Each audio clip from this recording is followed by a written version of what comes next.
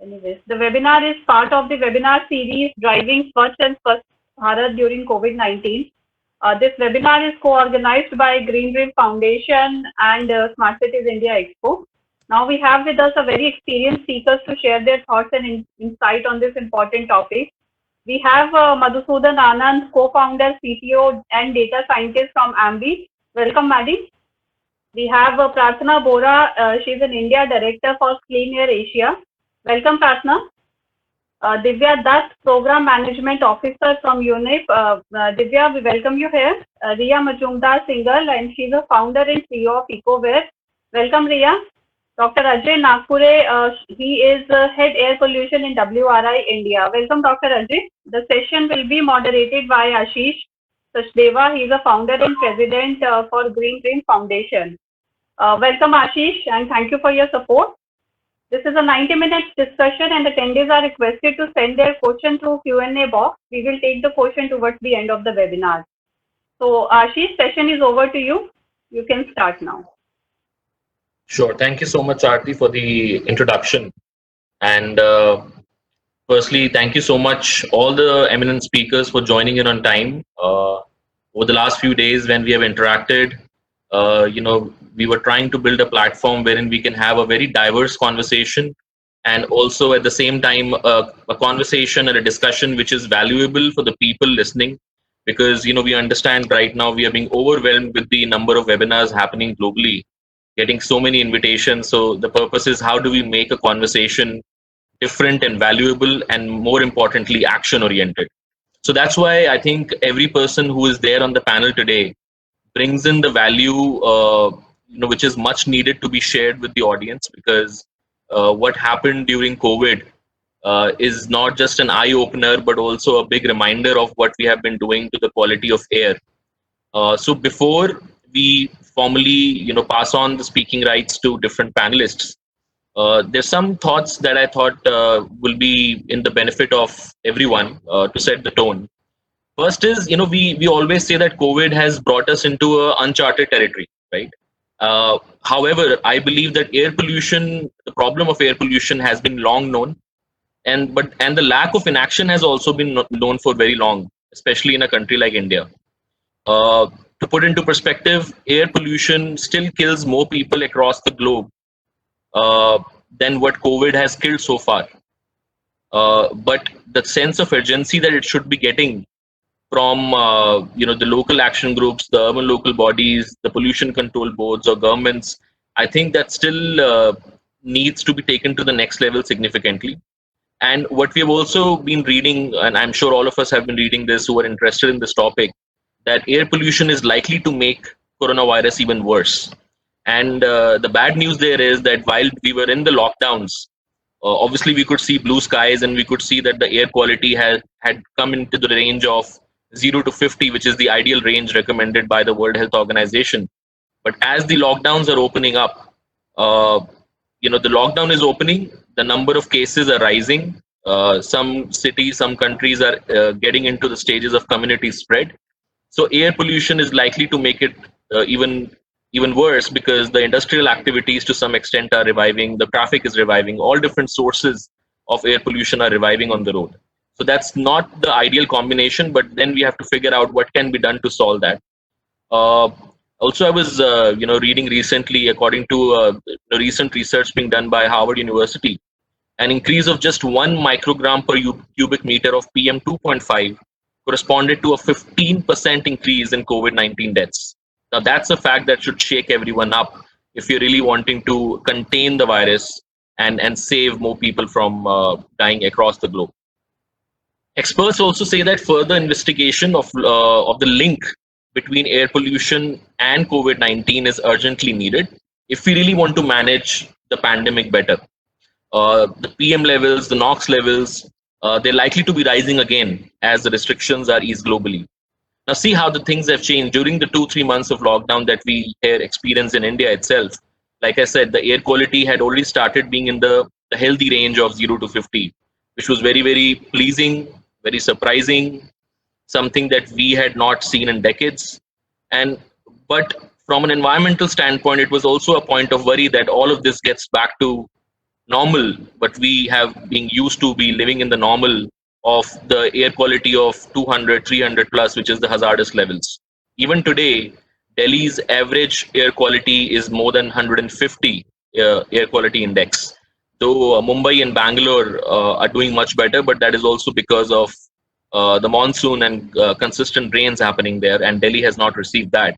So we know that this is going to increase. So to put into perspective, I think there's some top issues which we will be able to address through each of you today. When I will voice out these issues, it'll be very natural for you to know that I'm talking about your talk here. Uh, First is, I think there is lack of data.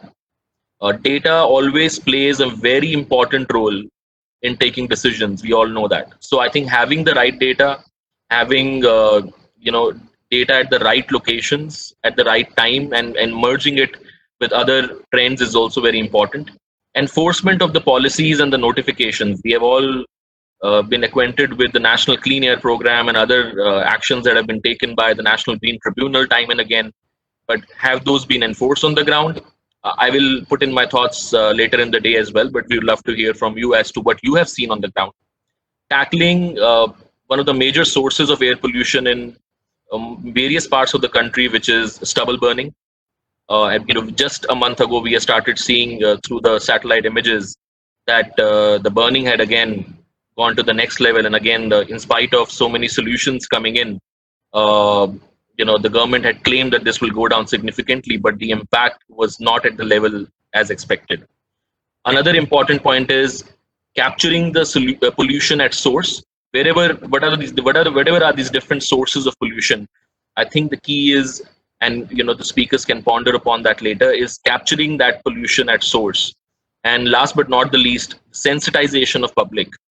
When public got sensitized about COVID-19, the governments got sensitized about COVID-19, you could see the level of urgency, or I can say emergency, that was seen globally. But air pollution does not get their attention. Is it to do with public sensitization? Is it because people cannot always see the immediate impacts of air pollution on their health and their loved ones? I think let's discuss all of that. So without taking much time, I will request the first speaker of the day. And the reason I've set a certain order so that we talk about, so we go in a certain flow. So based on my interactions with all of you, we put down a certain order. So firstly, I'll request Dr. Ajay Nagpure, who's the head of air pollution at WRI India, to kindly take forward the discussion. Over to you, Dr. Nagpure. Thank you, Ashish. Share my screen. Trying to share it up. I don't know, button is not working.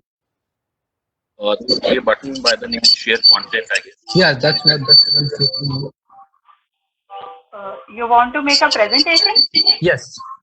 Okay, just a second. Ashish, please pass on the right. It is here. Yeah. So can you see my screen? Not as. Coming as blank. Now? No.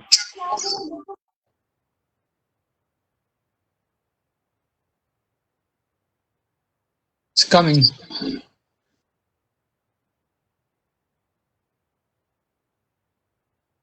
I don't know.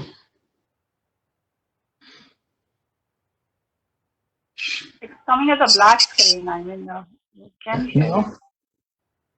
Yes, it's fine now. Yeah. So good afternoon, everyone, and thank you, Ashish. So as you know that we are talking about the air pollution and what is the impact of the COVID-19 on the air pollution. So I think you might have seen these pictures. I think these pictures were in the news, I think 1 month before. So this is an India Gate picture during the last winter, and this is the COVID-19 picture. So you can clearly see that how clean is the air, So, but the thing is that why we are talking too much about the air pollution? That's one of the important aspects. So why we all and too much concern about the air pollution? So you know that in India, about 1.2 million people every year dying prematurely just because of the air pollution. And this is the third largest cause, risk factors after the dietary risk and high blood pressure. So these numbers are too much. 12 lakhs people are dying every year, and but sometimes what is happening? Like sometimes we don't believe on these numbers. We because these are the estimations. So whatever numbers you are getting in news about the health risks associated with the different risk factors from the different global agency, those are the estimated numbers. So sometimes we don't believe it because it's done by the agency which is outside of our country, but this is another interesting figure. So the data were collected by the Indian Express in uh, I think 2 year back, and they collected the outpatient department of the two hospitals of respiratory wards. What they found, this is the Delhi data. What they found, the respiratory in the respiratory OPD department, there is an increase in number of patient, about 300% jump in number of patient from 2005 to 2014-15. This 300% increase is a huge, so that's what. And most of these people who are coming to visit the outpatient department, especially because of the lungs problem, those are your family members, kids, and the elderly people, so the air pollution is affecting the elderly people and kids because they have the weak lungs. That's the reason. So, Mung, I think the thing is that because here we are talking about the air pollution and what is the impact of the air pollution on the COVID-19 impact on the air pollution. So before that, we need to understand what causing the air pollution. So these are the, I think, the numbers. These figures. This figure is based on the research done for whole India about the sources. So you can see that for the particulate matter 2.5, I think the industries, vehicular exhaust, biomass burning, road dust are the major sources of air pollution, especially when we are talking about the pan India, I think as a study area, or the whole India as a study domain. And moving on to the next slide is about the cities. You can see that in cities, the paved and unpaved road dust, vehicular exhaust are the major sources of the air pollution. So why I'm talking about these sources? Because we say that because of the COVID-19, there is a reduction in the air quality, air pollution. Why? Because during this strict lockdown period, all these activities were in halt. So we have not done anything. It's a natural thing because there was no activities of these sources. That's what we saw, a lot of decrease in air pollutions. So I have some figures I created. I think my team has collected a lot of data from the different monitoring station of our country, and they plotted I think we are working on that, how the COVID-19 has impacted the air quality. So this is the graph of the PM 2.5 from March 1st to the about mid-April. So you can see that during, I think, after the 25th March to, there is a decrease in PM 2.5 level, because after that we came up with this strict lockdown in the country. But I think when I was looking at this data, I found this peak, 10th March. Do you remember what was the day? 10th March was in Holi. That day was in Holi. So because of the Holi, there is a, do you know that our atmosphere is too sensitive. So because of the Holi, there was a peak in PM 2.5 level in most of the cities of India. And after that, I think it's affected the air pollution, because before that you can see that air quality level was I think better, but during the Holi period, that's suddenly we got a peak, and after that it's remained almost, I think, the same. And after 25 after March, it started decreasing. The same trend has been observed for carbon monoxide. You can see that from the 25th March, there is a decrease in the PM carbon monoxide in different cities of India, and the same with the NOx variations, like the NOx, and NOx is the major. The transportation is the major contributing factor for the NOx. It's quite natural.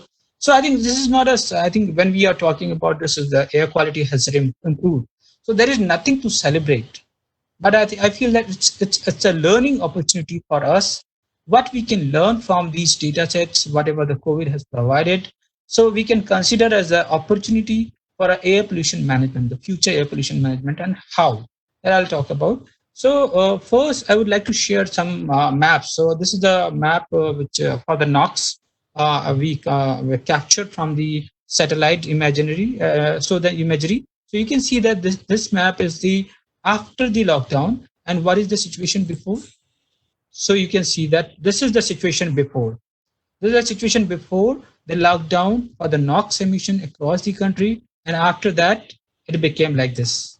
So, so the country-wide there was a huge impact of the COVID-19 lockdown. Similarly, this sulfur dioxide pollution.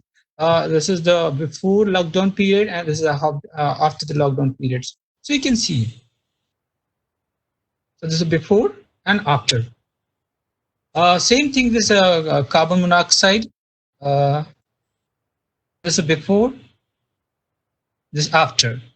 So there is I think every pollutant we got a lot of improvement, and this is the map which is provided by the NASA. You can see this is in January 24th, 1st January to 24th March 2019, the NOx level across the country in India, 25th March to 20th April 2019, and here this is the during the lockdown period. So these types of maps which we are getting, but what is the use of these maps? What we can learn from these things? So the thing is that we are having different studies with different databases for the sources of the air pollutions.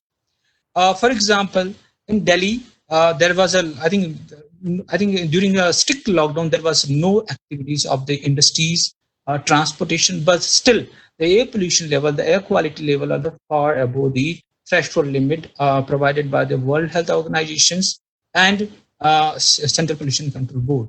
What we can learn from this, I think we might be missing some sources, or there is something which local sources or regional sources causing those level up, because if there was no activity that in that period, but still the air quality level was high in terms of the standard and the guideline. That is the most important thing which we can learn from this data sets. Also, in many parts of the country, many studies says that the biomass burning is one of the largest cause of air pollution in a different part. But those regions were showing the decrease in air pollution. It means that biomass burning could be one of the largest source, but we might be missing some other sources. So by using the COVID-19 lockdown data, by analyzing the but each sources and activity data and correlating with the air pollution data, we could definitely learn something which would be useful for the future air quality management.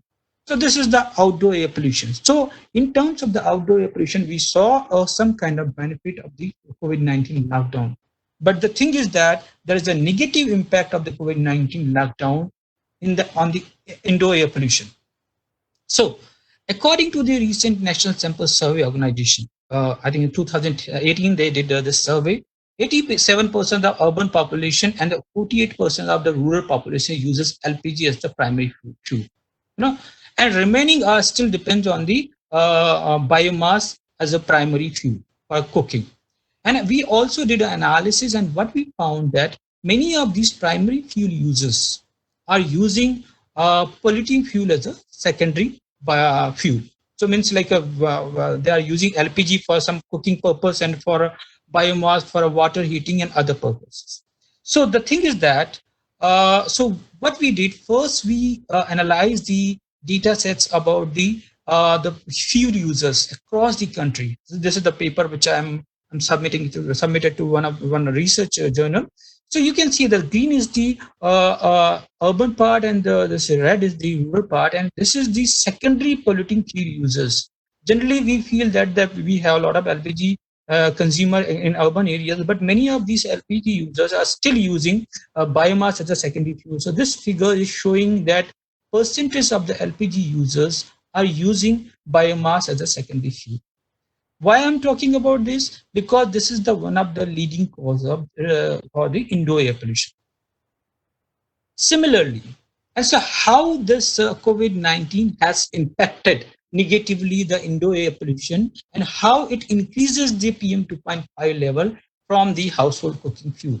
So I did a detailed study for this sector. So what I did first, I just estimated the primary and secondary fuel uses by different states and urban or rural area. And then in the second data analysis, what I did, I estimated the number of people eating outside during normal days. So this blue line is the urban people, the percentage of the urban people eating their meal outside.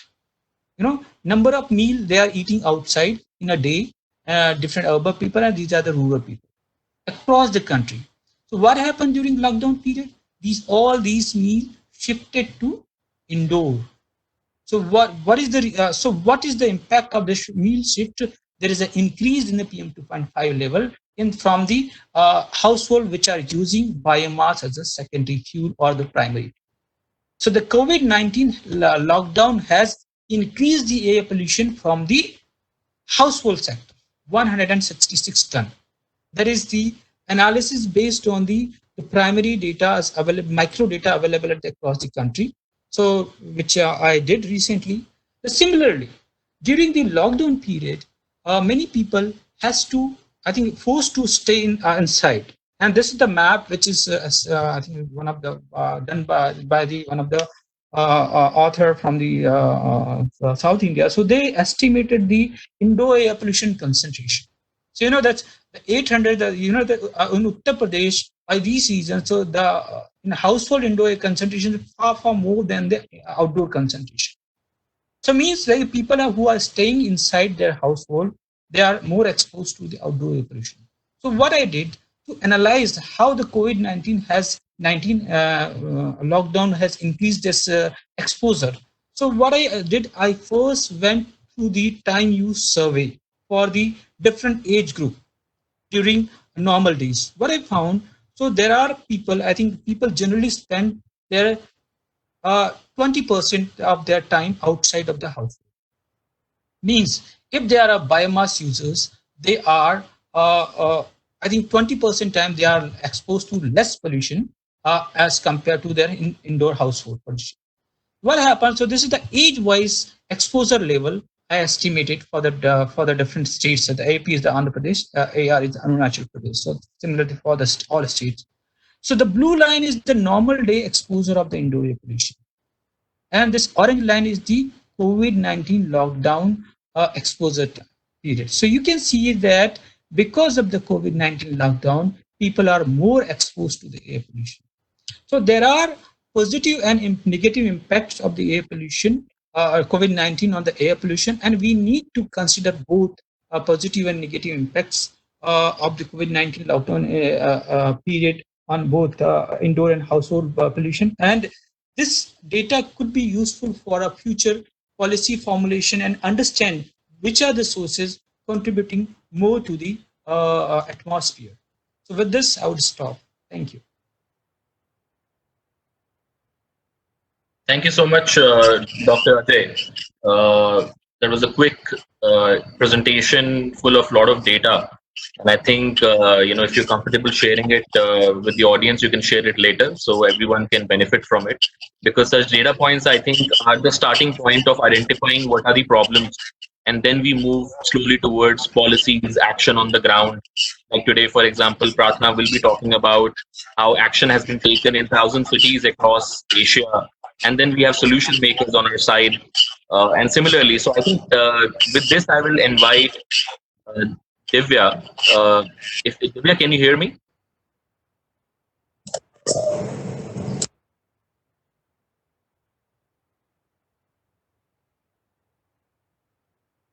Divya, you're on mute. If you could unmute yourself.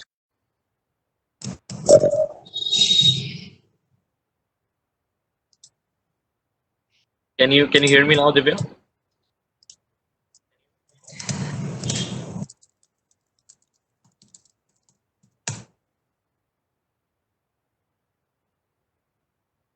I can't unmute myself. Okay, we can hear you now. Okay, great. So everyone, Divya is the program management officer at UN Environment Program, and I think hearing from her about the recent work that has been done specifically in India would be a benefit to everyone. So over to you, Divya. Thank you very much, Ashish, and thank you also for inviting me to be part of this panel. It's very nice to see a lot of familiar faces. Prarthana, great to see you.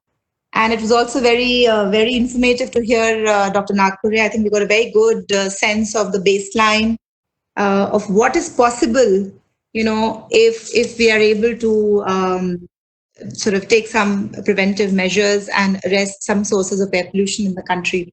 Of course, having said that, and this is something that the government has been saying, and all UN agencies have also been saying, is that the improvement in air quality should not be seen as a silver lining of the pandemic. Instead, we should see it as, having got a flavor of what clean environment is like, and then this should really push us towards taking greater action. So I think that's the purpose it has served, and I think it has served it rather well. So with that, I'll make a brief presentation to just give you a sense of what we are doing in India in the area of air pollution. I'm going to share my screen. I hope that's going to be possible. I think the rights should be with you now.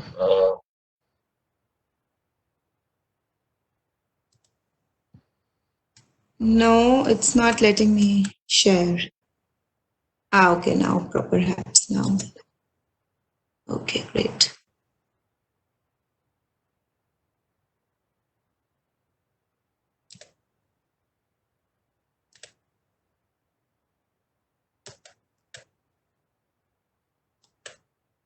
Sorry about this.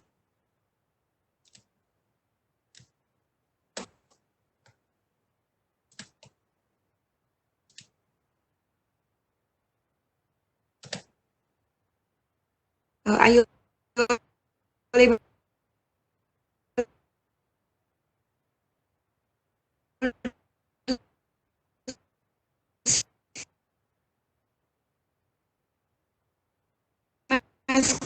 screen?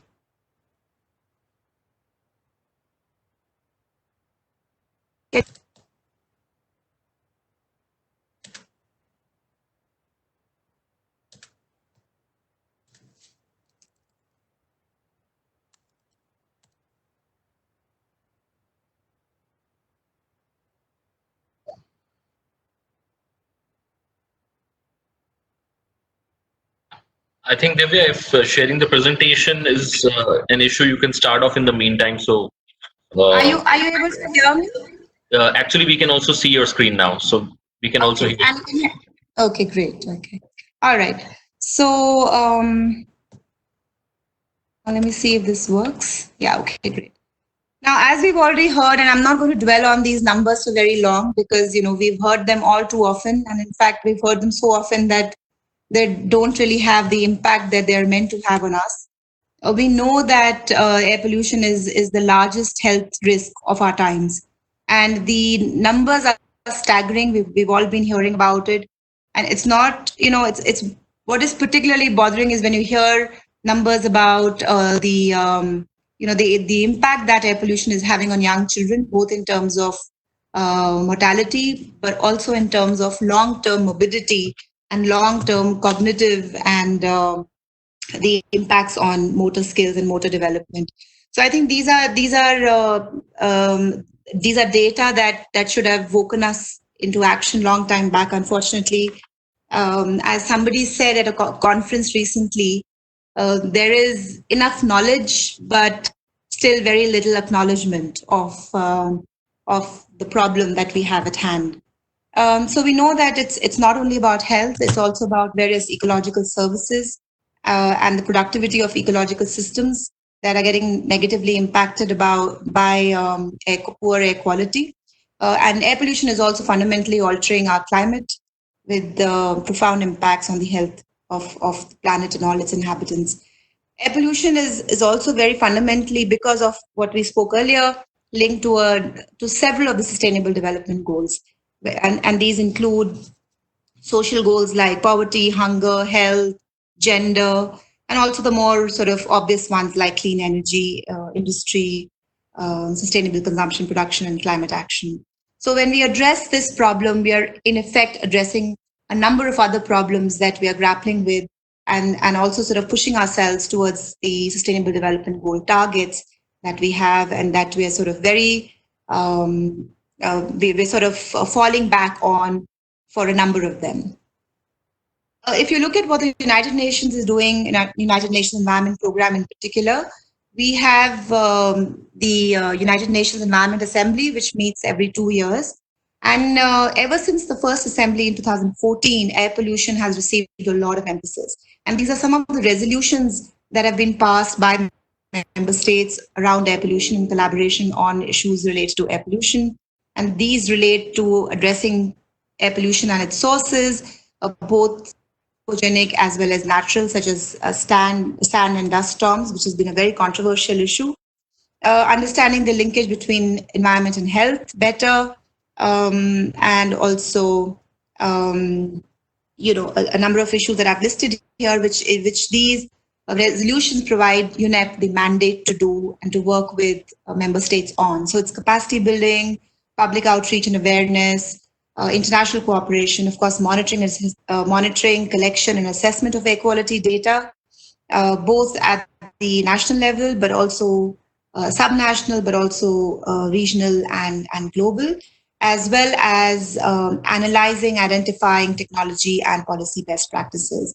And in the agenda for the program, as you had a list of all these, and you said what's going to work, but it's really all of this. And I'm sorry if this sounds rather sweeping, but that's what it is. And we have the information and the knowledge on what it'll take, and it's a lot of these. And it's really now all about implementation and getting our act together. So what we also know now very well is that air pollution is the result of multiple sources. And these sources, the importance of these sources, we know vary according to cities, according to the state of, the climatic conditions, the geographical conditions, the topography, and a whole range of factors, and also vary by seasons, as we've seen in the case of Delhi. But broadly, if you look at this Sankey diagram for the major pollutants, you will see that it's the use of energy in different sources, with power sector, industry, transport, buildings, or fuel supply itself. That is the cause of the large majority of most of the pollutants that are a cause of worry, particularly particulate matter. But really, it sort of shows that you need action across sectors and not just one sector. So often, you see that you hear that for Delhi, for instance, it'll be it's urban transport that is the cause of all problem. But we've seen with the odd even intervention that the first time around it worked a little bit, the second time around it didn't. And you can say it was because people found ways around it, but also because that's not the only source of air pollution.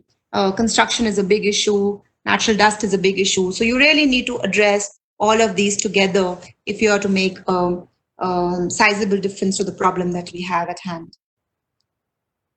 So sort of considering these facts, UNEP is engaging across sectors on the issue of air pollution. And if you look at what we're doing in India, then the resolutions, the UNEA resolutions that I spoke about are basically, they sort of are consonant with many of the sectoral interventions that are recommended by NCAP. And the ones that are red ticked here are the list which is common between what UNEA resolutions has been saying and what NCAP is recommending. So whether it's sectoral interventions, for instance, on e-mobility, on the transport sector, or on agricultural waste burning, whether it is issues of capacity building, data monitoring, or whether it is just awareness raising. So all these issues have been highlighted time and again, and are now very much a part of the National Clean Air Program of the Government of India, which is aiming to bring down the level of air pollution by 20 to 30% between 2000, by 2024 as compared to 2017 levels. We don't yet have an official assessment of how we are doing. We are already about a year plus into this NCAP target, and it'll be good to see if there is already an assessment. The anecdotal sort of evidence that we have, based on what we are observing in cities, is that we are still far from meeting this target. But it'll be good for us to, for the government particularly, to sort of come out with something which shows us how the trends are doing with respect to where we want to reach with respect to the NCAP target. So with that overview, I'll very quickly, tell you a little bit about what we are doing specifically in India, and we can then discuss this later during the Q&A.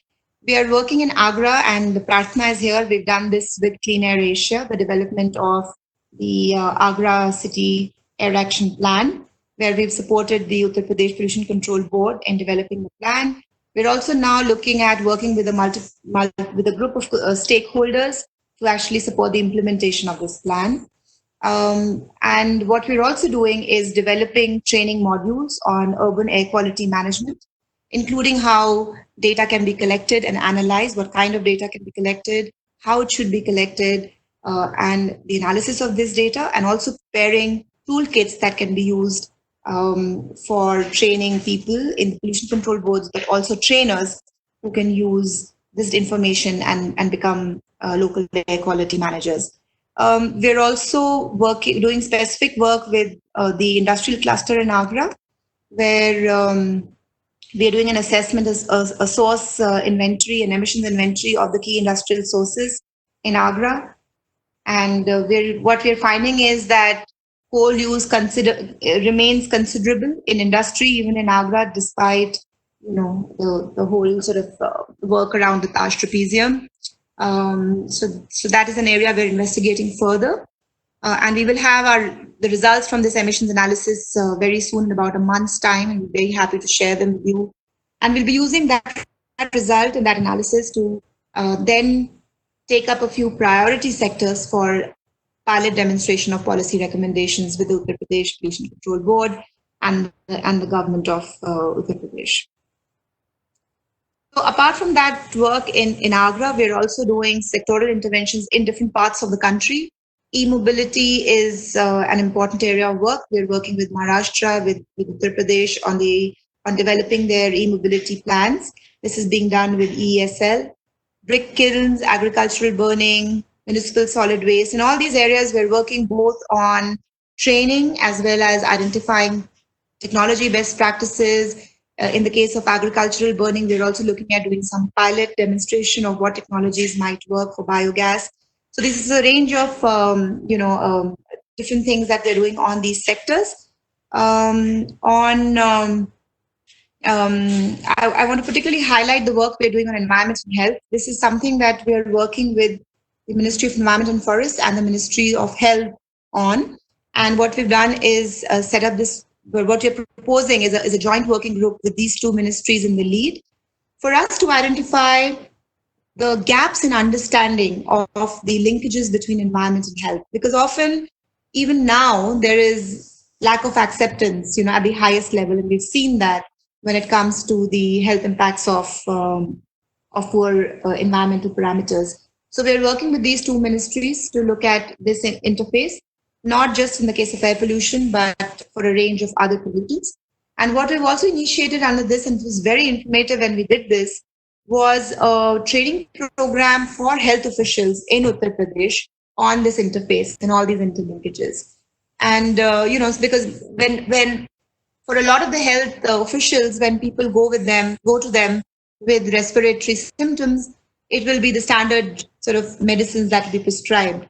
But very little investigation will happen in terms of what is the cooking fuel you are using, or which is the area you're living in, what is the level of air pollution in that area.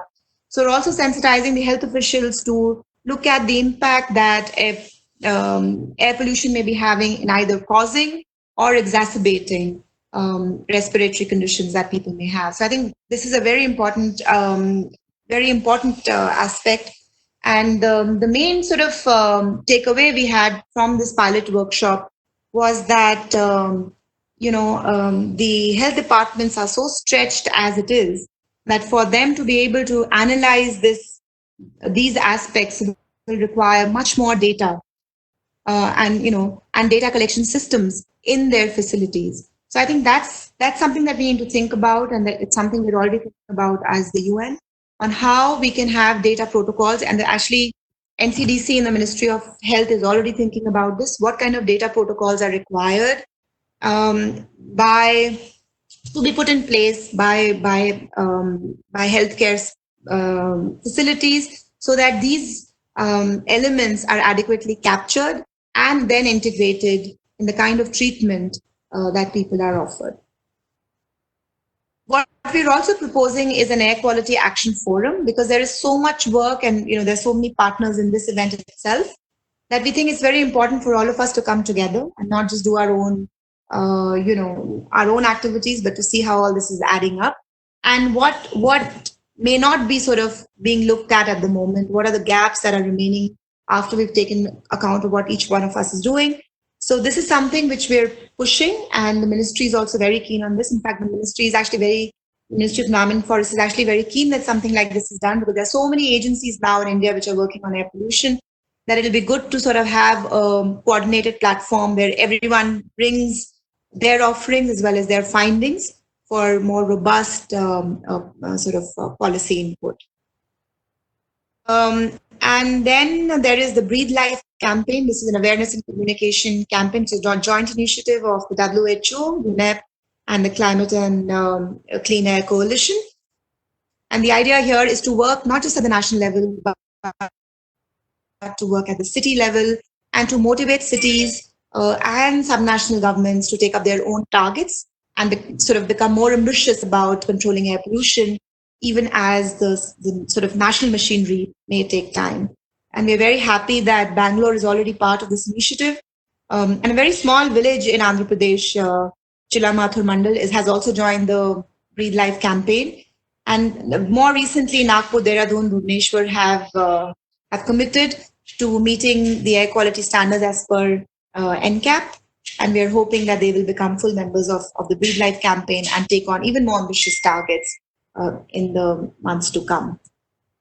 So with that, I'm going to end with some parting thoughts. I think it's important for us to keep in mind that only a few, less than 8% of the population of Asia and Pacific actually enjoys healthy air. The rest of us, however, have now got a feel of what healthy air might be like during the lockdown. And really, this is an opportunity for us to use this feel, this taste of the good thing that we got for a few days for greater ambition, to push for a greater ambition for cleaner air, push our governments and push ourselves in terms of agency work and individual work on what we can do for cleaner air. Because what our analysis finds is that if current policies which are aimed at limiting emissions are effectively introduced and enforced, air pollution or air quality will be no worse in 2030 than it was in 2015. But it will not improve. It will be no worse despite population growth, rapid urbanization, and sort of growth of industry, etc. We may be able to keep it where it was in 2015, but will not see a significant improvement, which means that there will be billions of people still who will be exposed to health damaging levels of air pollution even in 2030. And which also means that if you are to see an improvement, then you really need to be doing much more than what you are doing. So while moving to Bharat Stage 6 is a good idea, that's not going to solve our problem. We really need to be much more ambitious if we really want to see an improvement in air quality. So NCAP in that sense is a step in the right direction, and we really need to ensure that it is implemented effectively. There are also some other very good developments that have happened recently. One that I like to highlight is the fact that the 15th Finance Commission has actually introduced air quality as a parameter in disbursements of money from the center to the state, in fact, to the local bodies. So I think they've kept about 4,000 crores for urban local bodies of the a million plus cities. The one of the benchmarks, and I think the only benchmark they've prescribed here for them to receive this money will be some indicators of air quality. And these indicators are being developed by the Ministry of Environment and Forest. So this goes to show that at that highest level of fiscal federalism, the issue of air pollution is getting attention and is being linked to a very important revenue handle of the subnational governments. And this, we hope, will be a very important instrument for city governments to take action. And this is as far as public finance is concerned, but we think that with a favorable and enabling environment, the private sector and businesses can also play a very important role in investing in cleaner technologies. And this is not just in sectoral technologies such as in e-mobility or renewable energy, but we're also talking about low-cost monitoring stations, for instance, monitors, air quality monitors, where the private sector can play an important role. So I think these are all things that we need to. Some of these are new ideas which need a little more brainstorming, because the quality protocols, etc., will be an issue. But if we really want that data, then we will need to engage more stakeholders and see how we can create the platforms for all of us to work collectively on this issue. So I'll stop with that, and I'll be happy to come back to any of these issues during the Q&A. Thank you. Thank you so much, Divya, for the detailed presentation. And I'm glad you mentioned that the National Cleaning Program is definitely a step in the right direction.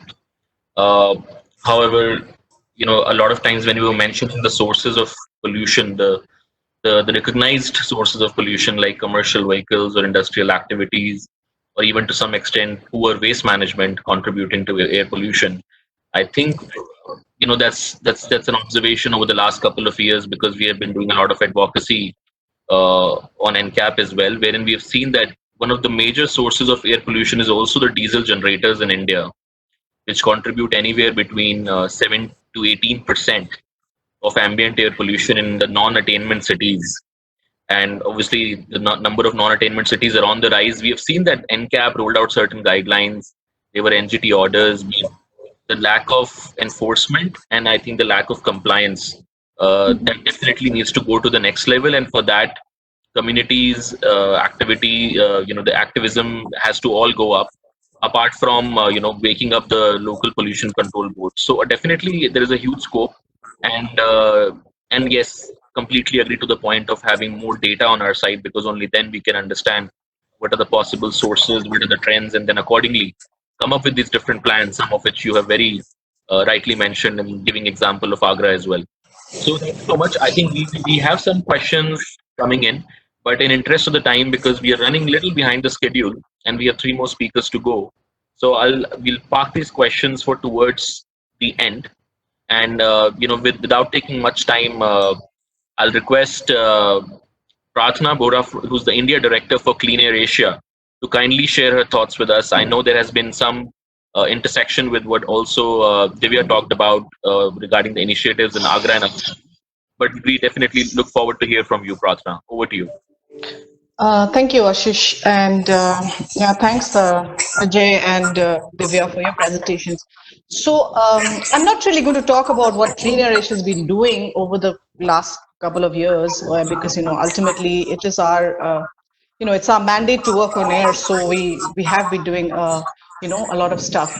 But what I'm going to really talk about is how the how the whole issue of air quality is being discussed in a pre-COVID, pre-COVID, during COVID, and during lockdown, post-lockdown kind of timing, and also in terms of how we're looking at where this whole issue is going to go, because I think that's an important discussion to have. And unfortunately, I am not very optimistic that the focus on air pollution is going to be, obviously, post-lockdown, I think the focus on air pollution is not, going to have the same kind of energy as it did, just before the lockdown. So I think Ajay touched upon it in terms of, the whole issue of, I think there's a lot of background noise. Can you please announce that, otherwise it's very difficult to concentrate. Yes, yeah, because I think there's some mics on and it's very distracting. So anyways, so I just wanted to touch upon what Ajay touched, very briefly in terms of, how the air quality index as well as, air pollution levels have kind of shown remarkable change in a positive manner as far as the lockdown is concerned. And we've just completed a study on Delhi's air quality, which we're doing for the DPCC in terms of looking at pre-lockdown, during lockdown, and lockdown, opening of the lockdown, for lockdown 2.0, lockdown 1.0, and lockdown 2.0. So I think, I'm not going to talk too much, but I just want to put in a few points in terms of like, okay, on 19th March, before the lockdown, the AQI index was 250, and then 1 month later, I mean about a month and a week later, 27th, 28th March, it was below 50, which means that there was a tremendous dip. But if you look at lockdown 2.0, and exactly 1 month later, that is 27th of April, it shot up to 120. So I think, that actually opens up a lot of opportunity for research in terms of how do we look at our studies. Are they, if a slight opening up of the economy can make a more than a 50% increase in the pollution levels, then I think there's a time to look back and look at some of these studies that have been done in terms of where, do they need revisiting in terms of how we look at our air quality, the source opportunity studies, etc. Now, coming to the mix of pollutants, I think if you look at, I'm just talking about Delhi at the moment. I mean, we have data for other cities, but right now I just want to focus on Delhi because Delhi has been always discussed so much.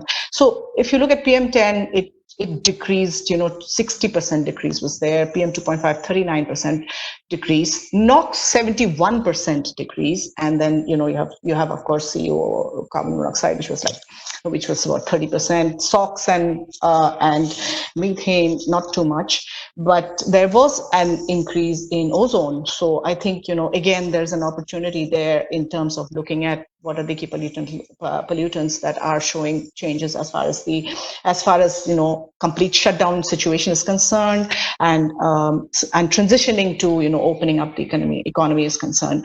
So I think what this actually brings us to, I think what the dialogue that we need to be discussing, and I mean, if Delhi could reach a below 50 AQI on the 27th of March, then, there was a discussion before that we could never go beyond a particular number like 100. So, if we could go below 50, do we need to rethink, what we can achieve in the coming as we move on, in a transition, and what are the things that we need to do? So that's an area that we are working on, and we are trying to develop with the DPCC.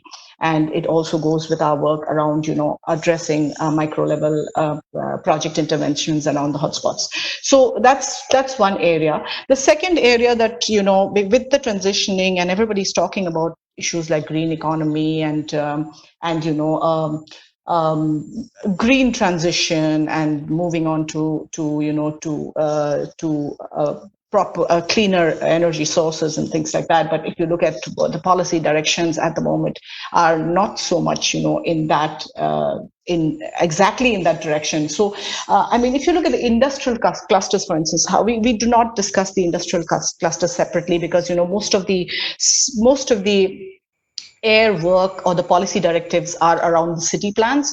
So obviously, many of these industrial clusters do not fall under the purview. So there is a separate kind of, it's not really integrated in the city plan. So if you look at, say, for instance, if you look at an industrial cluster like Vapi, the AQI index dropped from 313 to 100, which was like a huge drop.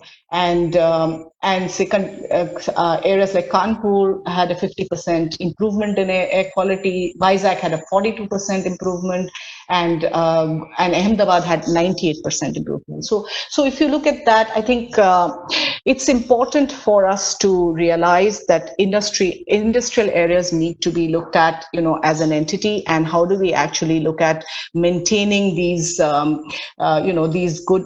Obviously, you wouldn't be able to maintain the kind of air quality levels that were evident during the lockdown. But how do we, look at a transition in terms of the industrial sector and the industrial belt in terms of, addressing air pollution?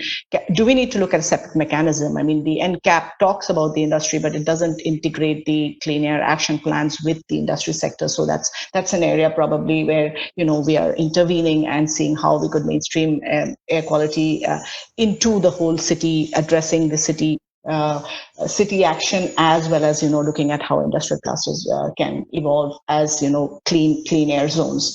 The third area that I think we don't talk about enough is the whole issue of behavioral change, because I think one of the things that has been a self-realization for us, as well as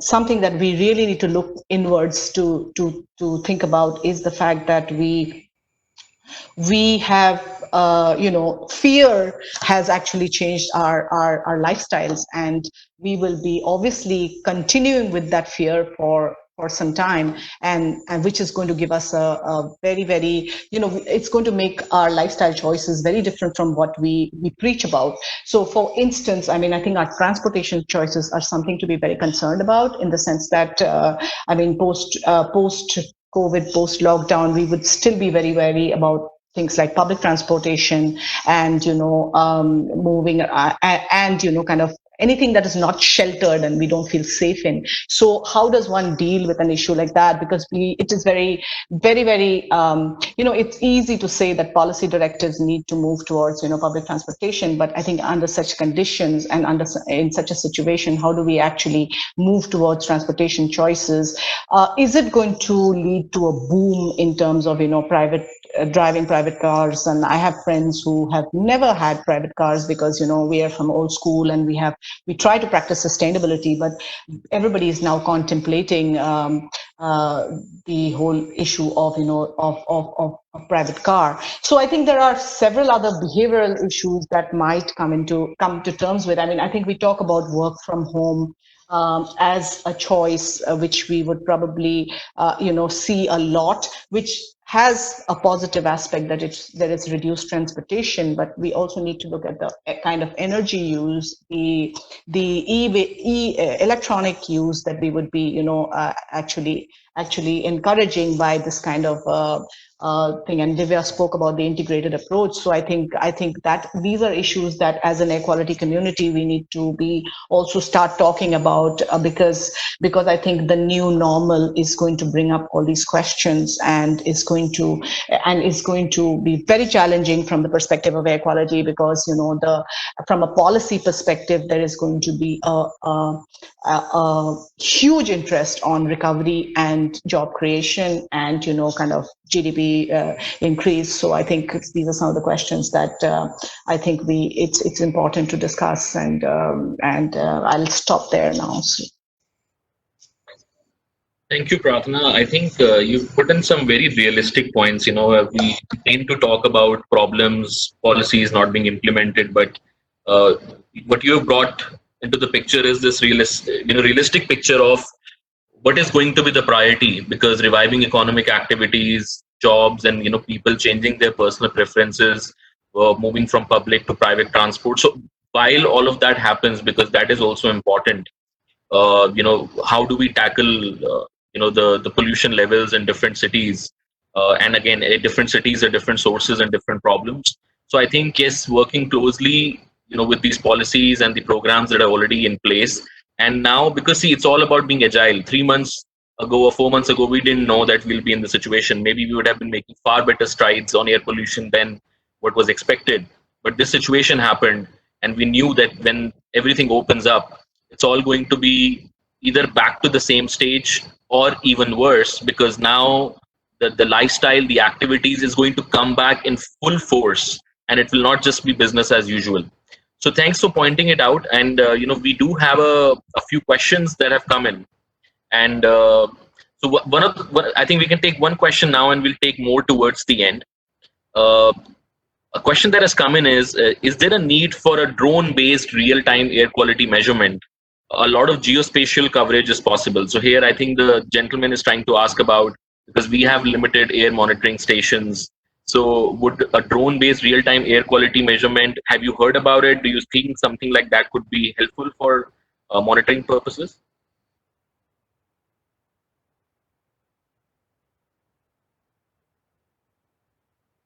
Are you asking me the question? I think Ajay is a better person to answer that question. It's open for everyone. Ajay, would you like to take it up?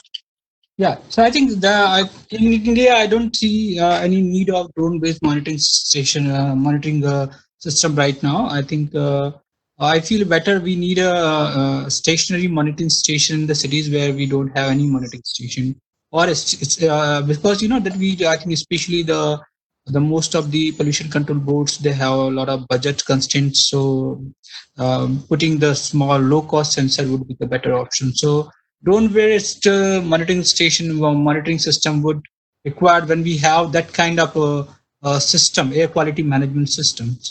So I don't see any. We don't need any kind of system right now. In future, we may need. I think I completely agree. I think we first have to solve the basics of having enough monitoring stations where we don't even have that as of today. Yeah. Prarthana, were you? Yeah, I was just wanting to add that I think the question is not just about whether we need more monitoring. I think it's also about what we're using it for. So it depends. I mean, it's very easy to say, okay, we shouldn't use low cost sensors, we shouldn't use satellite based data. But I think every data that is generated has specific use which can be applied to. So even if we do have a drone based monitoring system, I mean, I think what we need to discuss is why do we need the drone and for what do we want to use it for. So I think even if we do use it, I think it's more important to look at what we're going to use it for. So I think that's yeah, I think the Prarthana has. I think I agree with Prarthana because not for the air quality measurement, but for example, the waste burning. We don't have any monitoring system for the waste burning, so we could use drone-based monitoring system to identify where is the waste burning is happening. So, Prarthana, you're right. Yeah, I think also depending on the demographics and the limitations of geographies across the country, it could be a possible option. The purpose is, I think, the objective should be in the line of identifying different sources of pollution and having sufficient monitoring data points, because I think we lack that significantly in a lot of major cities as well, even of today, which does not help us derive the right numbers. Like, for example, air quality actually at a given position, at a given GPS point could be, let's say, 250, but the air quality monitoring station, which is 2 kilometers from here, could be showing just 100, 150. So the point is, how do we tackle that problem? Because in fact, it's also aligning to a question that has come in, wherein they were talking about that we're talking about air quality issues or air quality index at the level which is generalized from an urban perspective or certain cities perspective. The more local we are able to get into the approach of monitoring and then devising policies, because there are certain pockets within the cities as well as rural areas which are more polluted than others, and they need localized action, localized awareness, localized policy making. So I think, yeah, in those directions, we need to ensure more and more monitoring happening. Without taking much time, we'll move on to our next speaker for today, and now we'll be getting more into the innovation and solution mode, because the next two presentations will also be talking about how they did an innovation or how they're utilizing technology to tackle the air pollution at a certain stage. So I'll now request Rhea Mazumdar Singhal, who is the founder and CEO of Ecoware, which is the largest and the first sustainable packaging company in India. And we all must have heard about it already, but today we'll hear it directly from Rhea. Over to you. Thank you, Ashish. Thank you. It's very inspiring listening to Prarthana, Divya, and Ajay. As a citizen who lives in Delhi with two small kids, this is something that's very close to my heart. So thank you for letting me be part of this. So I moved to India about 11 years ago now, and that's when I founded my company, Ecoware. I think we're all very clear that pollution is our planet's greatest environmental threat. The two types of pollution that are very close to my heart are plastic pollution, and when I say plastic pollution, I mean specifically single-use plastic, and obviously air pollution. And when I founded Ecoware in 2009, it was to tackle these very two issues. So we wanted to get rid of. I was quite disturbed by the amount of single-use plastic people were using. Right, they were eating very freely out of it without understanding the negative health benefits. And we live in a country where we have no formal waste segregation or waste treatment. So where did it end up? In our ever-growing landfills. And I wanted to change that. So I wanted to create something that was safe for humanity to eat out of and the environment. So what we do is we use different types of plant biomass, so what's also known as agri-waste, that's typically burnt, as you know, or used as animal fodder, as our raw material, and we convert that into, through a thermoforming process, we convert that into packaging for the food and beverage industry, right? So, and 100%, and all our products are 100% compostable, biodegradable, and the beauty is that it's backyard biodegradable. So if you were to dig a hole in your backyard, dump one of our products in soil, it will break down and turn into soil in 90 days, which basically means that you don't have to rely, again, on any formal waste segregation system. Our entire portfolio includes a whole range of plates, cups, bowls, takeaway boxes, and we're constantly adding, obviously, to these shapes and sizes depending on the need. And they can be used across cuisines. They sustain a temperature range from -20 to 180 degrees. So what that means for anyone who's using Ecoware is that you could bake in it, refrigerate it, freeze it, or microwave your food in it very safely. And typically our clients across the globe include the travel sector. So you would find our products at food courts and the airports. The Indian Railways is something that a client that's very close to our heart, because we worked over about a 10 to 12 month period to get rid of the aluminum casseroles that they used to serve their food in, and replace them with biodegradable meal trays. So food is packed in our trays up to 10 hours prior and then heated just before being served to passengers. The quick service restaurant segment, so we're looking at Subway, Cinnabon, Haldiram's, large scale canteens, whether you're looking at colleges or corporate offices, so the likes of JP Morgan, Goldman Sachs, Bain. We work a lot with events that are now driven to become zero waste. And we retail as well too, which is our B2C channel. And obviously, we're really proud of the impact that we've created in our 11-year journey. So which has been threefold. From an environmental perspective, we've displaced, just last year, we displaced over 50 million pieces of single-use plastic. And also 100% of our revenue is derived from a circular economy model. From a social perspective, we create an industry that didn't exist before. So we've obviously created employment, and I take a lot of pride in the fact that 30% of our 120 people team are women. And I think from a health perspective, it's very straightforward. Our products don't change the nutritional value of the food that you put in it. And if you reduce your exposure to plastic, you reduce your risk of disease. And, moving forward for us, we see a massive scale-up opportunity, specifically the food and beverage industry, because we feel that Ecoware is even more pertinent in the post-COVID world.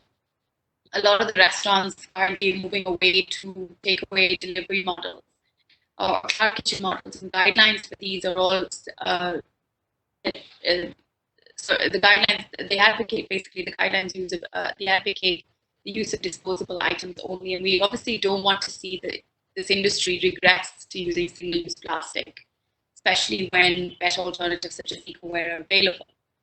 And secondly, with scale, we obviously want to create more jobs, improve livelihood, and thirdly, for us, is like new applications in India. So we started off with food and beverage, and we want to see what more is it that we can do. Can we support the e-commerce industry? Can we support the medical industry? I mean, India is a biomass-rich nation.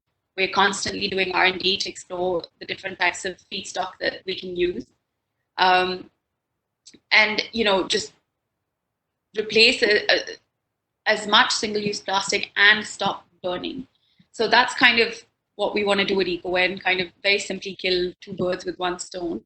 I think everyone who spoke prior to me has talked about how we've seen clear blue skies and experienced clean air in the last couple of months. And, I've lived in the city for 10 years and I don't remember the last time this happened.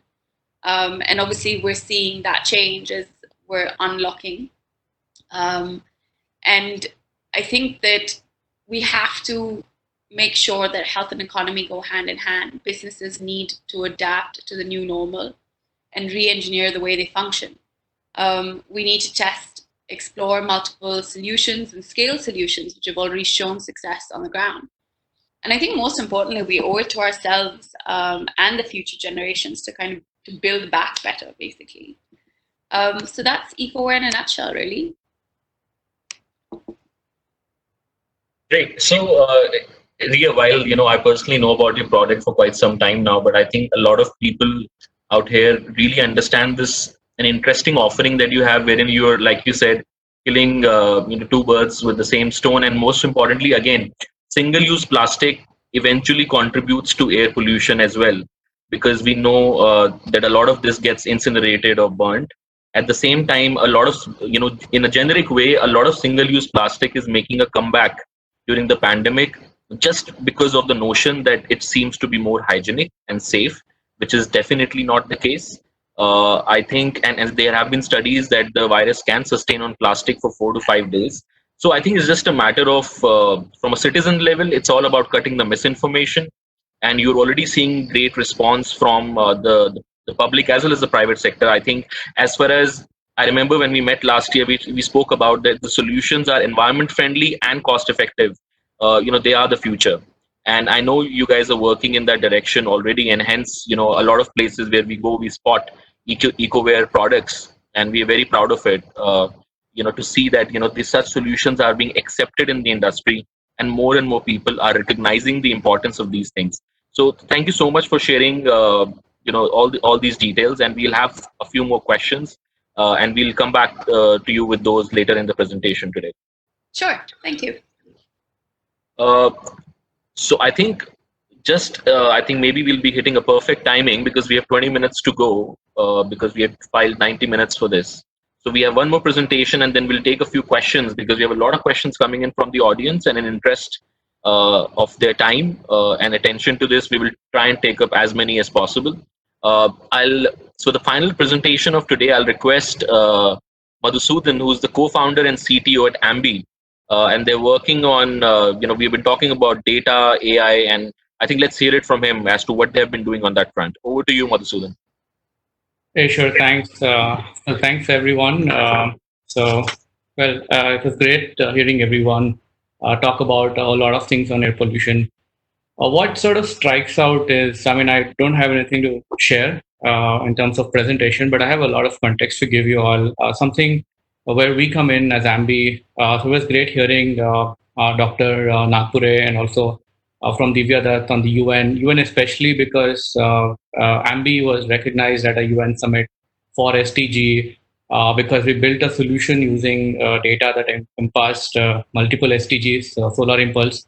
We also come in on the action side, because like what Divya and also what Prarthana ma'am rightly said, that knowledge, we have so much information about these sensors not being there. We have a lot of data, a lot of articles coming out, but knowledge alone can't be power, and power action cannot only be power. So action without knowledge, or knowledge without action. So we come right at that spot. And one thing common, what everybody spoke today, was about data. So that's where we come in as AMBEE. We're an environmental data intelligence platform. We combine knowledge and action, and then help a lot of companies build population. So let me give you a lot of solutions. Let me give you a quick number, okay? And then I want to talk about for all the audience. So right now, the air quality in Delhi is 120, okay? Bangalore is at about averaging at around 60 to 70. And Mumbai is around something similar. Now, besides, when air is bad, you can wear a mask, but is there something you can do about it? No, right? You can't. But what if I told you you can? So a few years ago, when I moved to Bangalore from Hyderabad, I had my 6-month-old son waking up in the middle of the night, coughing and choking and struggling to breathe. And, the doctors had told us that, he could be turning asthmatic, and they had no idea. Now, like being a father, I could not just sit by and do nothing about it. So I put together a rudimentary air monitoring sensor. And I was able to see that when I Googled out, the air quality was closer, about 13 kilometers away from where I lived, the monitoring station. And I just want to tell you how it all impacts. And that station said 25. PM 2.5 was 25, AQI was 40, indicating everything is great and clean and healthy. But the air monitor that I built showed air quality of 800. Now that was the beginning of the problem. Now this is where AMBEE began for us, and we've come a long way. So much that when we showed it to the doctors, they acknowledged the problem. When I moved my house based on air quality, without any medication, my son is 5 year old now and completely fine, and never asthma, none of that never happened, which would have otherwise. But when I looked at the community that still lives there, there are still thousands of people suffering from it. So that's where we took on this challenge to helping not just doctors now on our platform along with the parents, but also a lot of people are now making many micro decisions, and we're helping them with a lot of actions that help people actually breathe better. So we are trying to empower with. If you visit one of our websites solution that we show, we also introduced the world's first, India's first pollen data, which is very hyperlocal, on indianairpollution.com. That's www.indianairpollution.com. And when you look at it, you can type the location where you live, and you know what kind of air you're breathing, how it's impacting your loved ones. You can subscribe to it. And we're trying to solve this problem of data. Just coming back to the data part, which was being the common topic across all the speakers today, we are trying to solve exactly that by bringing this data accessible to every individual who's living. And I think changing behavior of someone, which also Prarthana spoke about, is very right, but it is very hard to do unless we tell them the impact of their micro decisions and how overall social innovation can happen. We also come in part of what is happening during COVID, that people saw clean air, but they also will see a comeback of the economy being made, and that many industries, many people will produce more air pollution, which we've seen in unlock places where there's unlock in place. Pollution is coming back to the same thing. So that's where we come in terms of carbon capture and storage, to be it empowering people to businesses to make all their decisions, because environment affects everybody, and what we breathe affects everyone. And 8 out of 10 deaths that you've already seen, a lot of data around it, but just one more number is that 8 out of 10 deaths can be attributed to air pollution. So it's a very big, massive problem, apart from it being a global climate killer. So we are in here to solve this problem, and I look forward to, I'll keep it short, I look forward to talking a lot more about our technology, what we do, or how we can collaborate if anybody is interested to do a research to build a lot of solutions or products. We have the right kind of data, which is very hyper local, down to every single street. More on our technology on indianairpollution.com or globalairpollution.com, where we track air pollution across 90 plus countries in the world, including in India, where we track air pollution for millions of streets, 1.5 lakh postcodes in India. So with that, I thank you very much for the opportunity, and I really hope we will see the NCAP. Few things that I think we should happen is NCAP should be legally backed campaign, that they could enforce stringent policies, that data be made available, low-cost monitoring be adopted. We are one of the densest low-cost monitors across the country, and we're growing it by several hundreds in a few months to come. And we will be one of the largest network, and we're trying to solve the problem of data, combining on-ground sensing and satellite data and a lot of technology. So thank you so much for the opportunity, Ashish, and over to you. Thanks. Thanks, Barry. And I think just a quick question, is from just out of curiousness. So, all these data points that you're able to capture, not just within India, but across the globe, are these through local sensors that you've installed, or are there other ways of doing it? Yes, we combine, we're tracking of over 18,000 stations regularly, and this data is near real-time data. And over 7 satellites. Some of them are free, some of them are paid satellites. They are both geostationary and orbital satellite data. We're also using a few drone technologies. We capture a lot of data, not just from the sensors or satellites alone, but our data is very highly dependent on the factors that drive it. For example, traffic. or population density, or garbage burning, or construction, human activities like these, or even weather, where you see smog in Delhi, or stubble burning and haze that forward, or the Indo-Gangetic plain that traps the air. All of these factors are consumed into, trained into model. I mean, I'll go on technical details some other time. Since me being a CTO, I keep going back to that all the time. But then, yeah, to answer your question, that's how we track across the world. That's really interesting, Mary, and I think I'll personally be in touch with you after this because I have a lot of questions. I'm a technical person as well, so generally, love to know. And also, I think how can we, have more and more real-time tracking stations across the country, because then I think the future is also predictive, where I think your AI might come in handy, wherein we're also able to predict the trends instead of just being able to tell what is happening right now. And so I think I'm just thinking out loud, maybe if that is the future or something is being done on those lines, wherein I could predict that, okay, just like I'm able to predict weather based on certain trends, and we understand that waste burning could be a trend, traffic at certain time could be a trend. So if you could predict that, dust storms could be a trend and can be predicted through satellites again. So I think it's very, very interesting space to be in. So kudos to you and your team, and thank you so much for joining us on the webinar today. Now what we'll do is, before we wrap it up, we have 10 more minutes and we'll take up a few questions. The questions are open. I'll request all the speakers to kindly turn on their videos, and anyone who feels appropriate can take up these questions that I'm going to put across. Questions have been shared by the audience themselves. So the first question here that's coming in is very interesting. We have been hearing about car-free days in a lot of cities across the globe, especially Europe. So a lot of developed countries are now planning to go back to the ancient practices as car-free day to promote walking or cycling, which means we need infrastructure for that. Obviously, it reduces vehicular emissions. How far do you think is possible for India to implement such initiatives? So that's open for any one of you to address.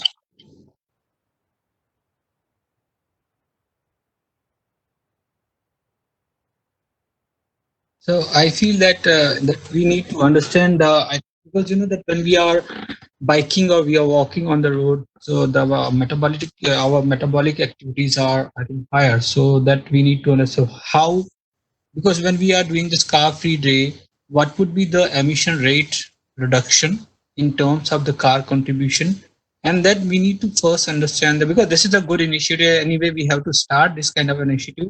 But I feel that we should start these type of initiative in the cities where we have a less pollution.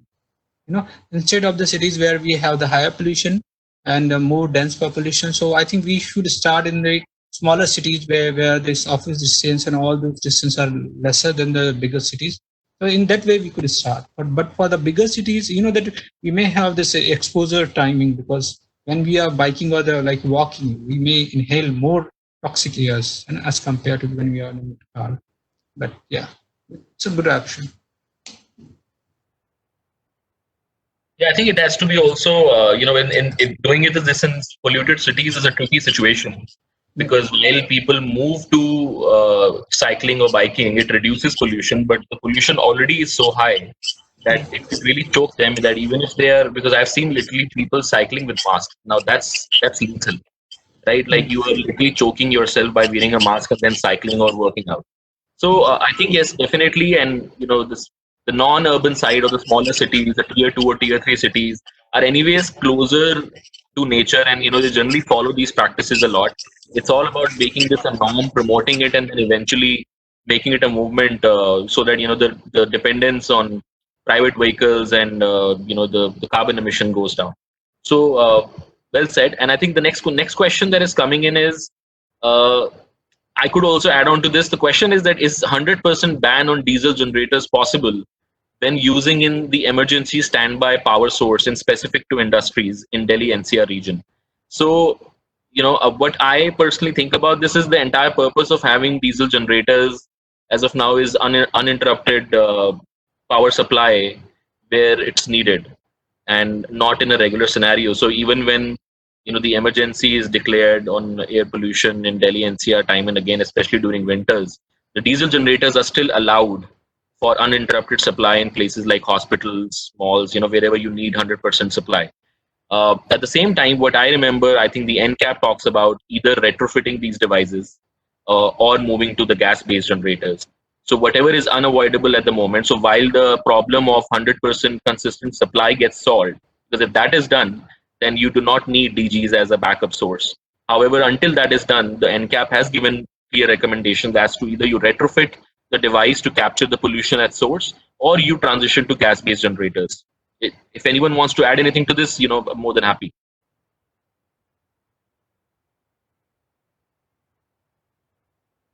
Okay, great. So I think we're good with this one. This is now the next question that has come in is very similar to what we've already spoken about. That during the post-COVID, the entire focus is going to be on reviving the economy, which means the industry will double, triple the efforts to cover the lost economy. That will be, leading to more air pollution. What could be done on an urgent basis? Like we have talked about policies, we have talked about solutions. Are there some things which are already being done or that could be done? What you guys think? And I think having a couple of lines from all of you will be very important on this as to what are the measures that could be taken to prevent this counterproductive effort just for the heck of reviving the economy.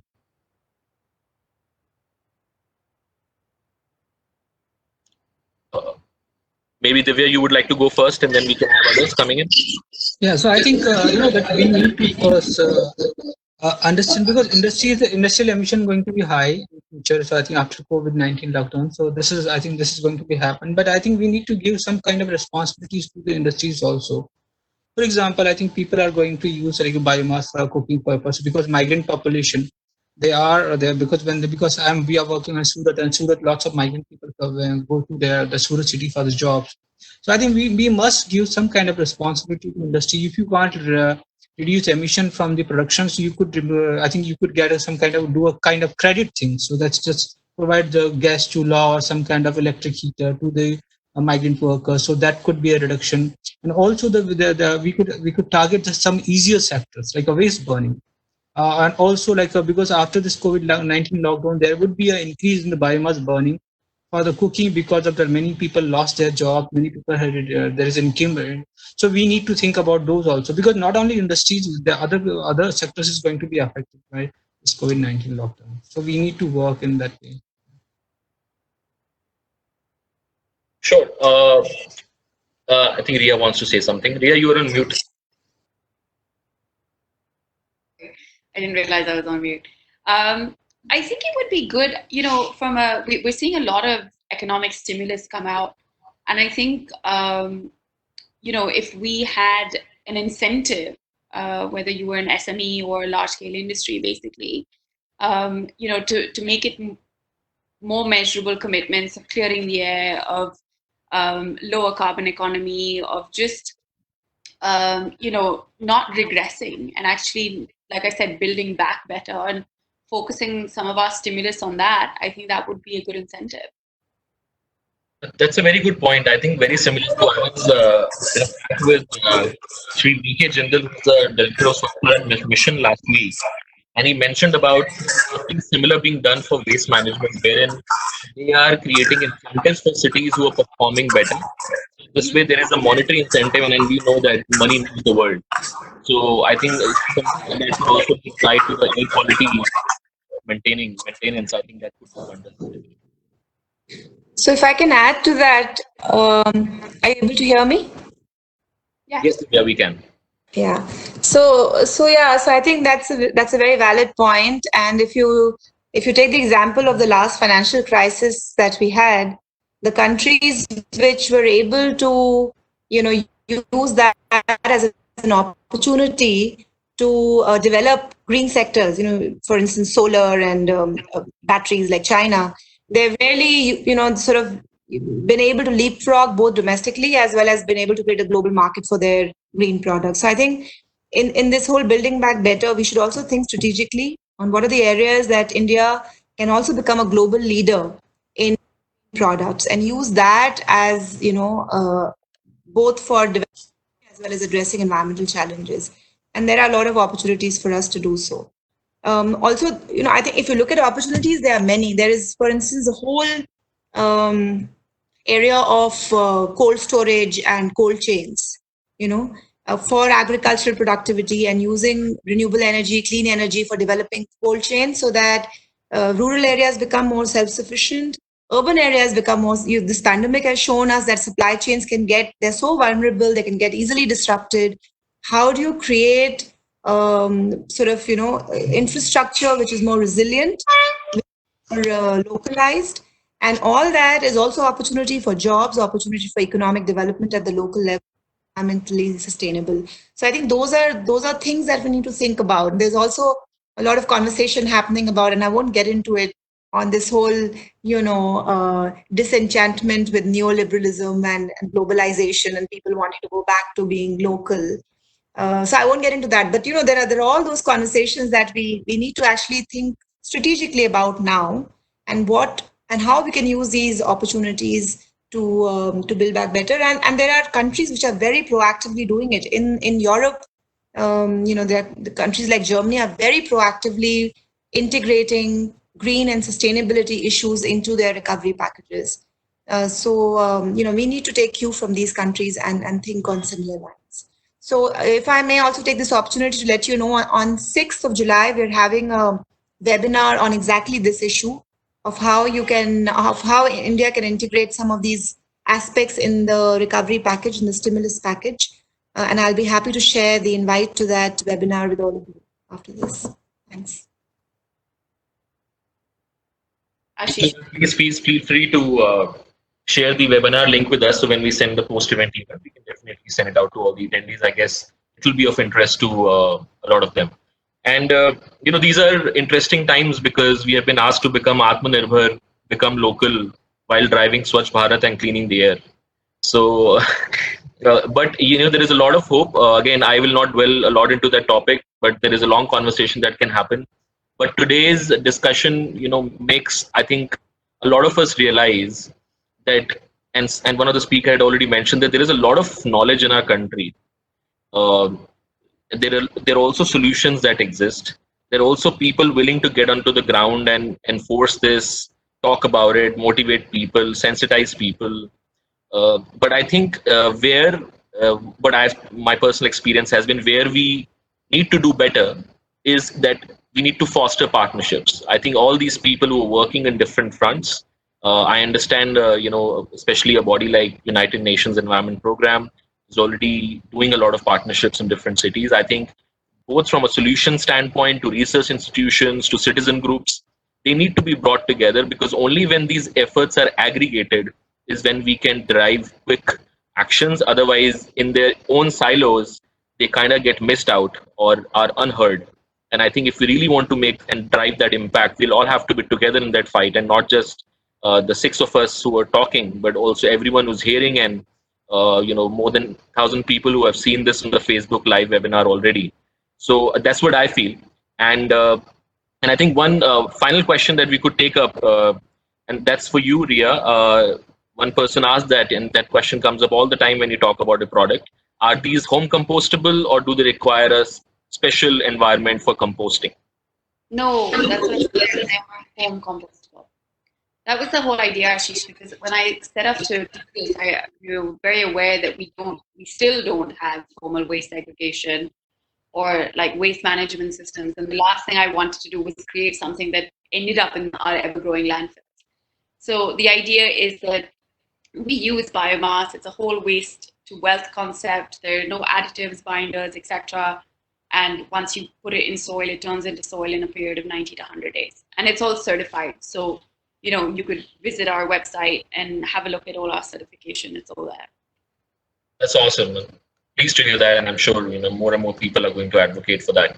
So, any concluding thoughts? It's open for all of you. If you want to put in, like my concluding thoughts, I've already put across. I feel partnerships and coming together is the way to go. But if we just spend like 30 seconds each, very quickly, because the time is over. But would like to hear the concluding thoughts. Prarthana had to leave because she had a scheduled call at 4:30. She's already mentioned. But for the 4 of you, if you could just take 30 seconds each and put in like the concluding thought for the way forward.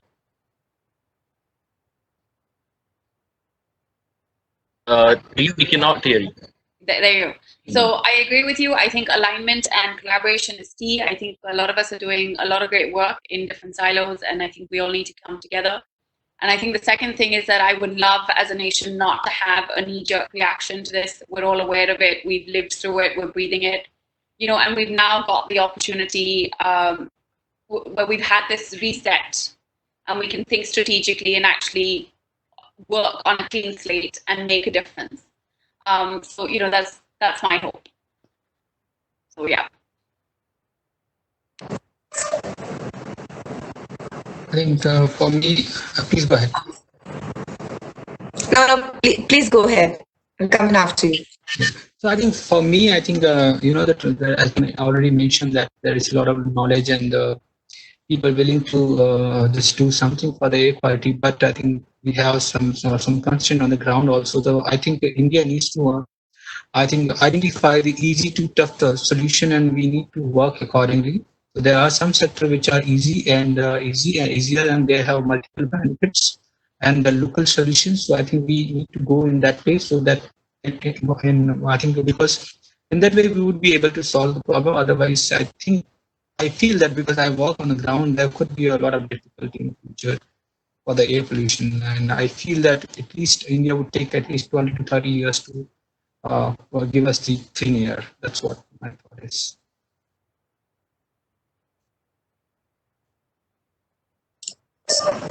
Yeah, my last final thought would be that we really have to, when we plan an intervention, we really have to stop seeing that there is a trade-off between development and environment. And I think that's the way we need to plan and prioritize. And I think that's the one big lesson that this pandemic has taught us. If you look at the origins of the pandemic, it's very clear that it's come from the fact that we've degraded nature. We've sort of encroached on, areas which were for other species, So I think the lessons are very clear. It's a complicated web of life. We are a part of it, and we shouldn't see a trade-off between environment and development. Our developmental priorities, policies need to integrate environment into center stage. I think that's the main takeaway. And though it may sound very generic, but I think it's something which, as a principle, if we adopt, we will be able to deliver on. If it becomes a touchstone for all our policies, then it is something which can be integrated into our policy making. And that's what we really need to do. Because we're already seeing, for instance, now in the reform package, the opening up of the coal sector, large, huge sort of going back to coal. And we're not hearing so much about renewable energy in the whole recovery package. So I think, we need to question some of these and have some key principles on which to measure our own policies and programs, and keeping long-term implications in view. Thanks. Yeah, and I just want to add that there's still so much scope for innovation, adoption of technology, carbon capture storage practices, helping industries get on a carbon neutrality roadmap, improving the cap and trade policy, allowing NCAP to be legally backed, and ensure certain extension of policies across the world. Like we've seen how construction is, there was a recent news where a few builders were fined for polluting because of construction in Noida. That was one of the firsts. I think we want to see more of those, be it open road to building construction that could control a lot of dust, stubble burning, and a whole lot of things. Something on ground. I've been doing some work around this locally, but I think in the areas of northern Indo, Gangetic Plain, there is a lot of scope for educating the better methods to do so, and subsidizing those farmers to do certain things could, I think, reduce 30-40% straight away of pollution in those regions. So some of these things, adoption of technology is one of definitely the factors that every policymaker, to enforcer, to follower, should look at adoption.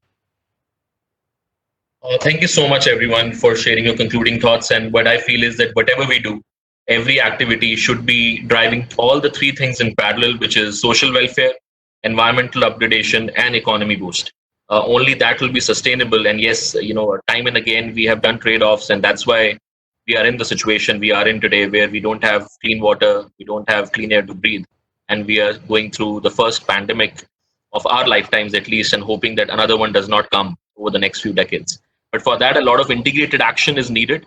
And today, whatever thoughts we have put in together, I think they're just the initiation of a discussion, possible partnerships that we all could explore and work together in solving this problem.